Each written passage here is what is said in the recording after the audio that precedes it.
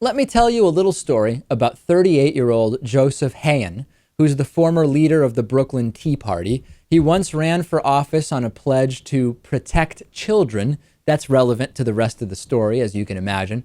In 2012, he ran for the state assembly. He said he would, quote, sponsor legislation that would prohibit merchants from selling any obscene literature unless they cater exclusively to adults. Very, very worried about any non-only adult store selling porn, apparently. He has now admitted to possessing and trading child pornography. Prosecutors have charged him with possession of a sexual performance of a child after police seized 5 desktop computers, 2 laptop computers, a tablet, video cameras, and a mobile phone. Hey, why do the child porn guys always seem to have like 10 computers? I mean, I have one computer at home, and then I have a laptop, and then I have one of those little Samsung tablets, which I never even use. It was given to me as a gift, and I've used it maybe 4 times. I can't think of any reason why I would need 10 computers. And it seems the child porn guys always have all these computers, Lewis. Yeah, I don't know. Multiple viewing angles, multiple things on different screens, backing up your backups. I'd also be curious to know how many external hard drives were confiscated. Yeah, so the external hard drives are, if you find someone who has 10 external hard drives and they work in a job that has no connection at all to needing to data storage, I question what's going on. Either they really, really like music and they don't want to have any MP3s go missing, or something interesting is going on.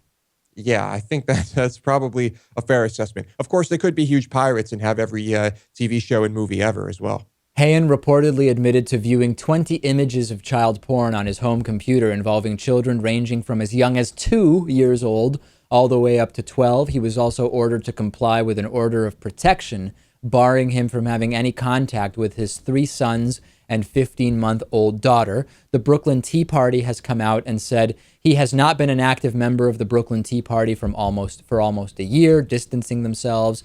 Now, I wonder if he pledged to protect children when he was running for state assembly because he knew how dangerous he might be to children. I really doubt it.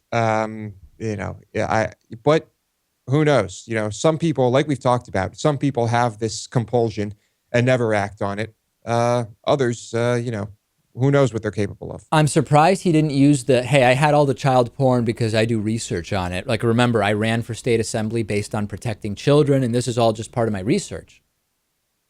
Research, yeah. We've heard that one before, haven't we, in situations just like this. I got an email from someone about this who said, David, who really didn't see this coming? All the signs are there. Republican anti-porn crusader running for office on a moral platform with 10 computers.